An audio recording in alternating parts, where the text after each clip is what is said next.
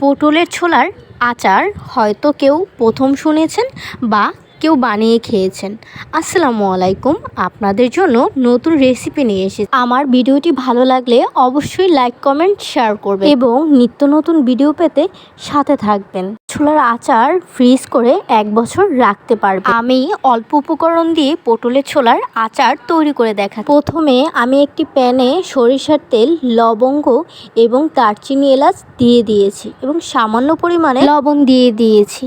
এর মধ্যে দেখি ভাইয়া মিক্স আচার নিয়ে এসেছে। আমার কাছে অনেক ভালো লাগে মিক্স আচার, মানে পাঁচমিশালি আচার। আমি জানি আপনারা সবাই আচার পছন্দ করেন, তেমনি আমারও আচার খুব ভালো লাগে। তো চলুন রেসিপিটি শুরু করা যাক। আমি কড়াইয়ের মধ্যে পটলের ছোলাগুলো দিয়ে দিয়েছি, সাথে দিয়েছি চিংড়ি মাছ, রসুন কাটা এবং গোলমরিচ। আমি সামান্য সেরকাও দিয়ে দিয়েছি এবং সাথে তেঁতুল দিয়ে দিয়েছি।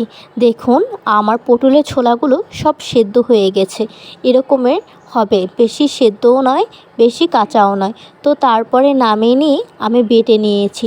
দেখুন আমার তৈরি হয়ে গেল পটলের ছোলার আচার। খুবই মজা, অবশ্যই বাসায় তৈরি করে খাবেন এবং আমাকে কমেন্ট করে জানাবেন কেমন লাগলো পটলের ছোলার আচার।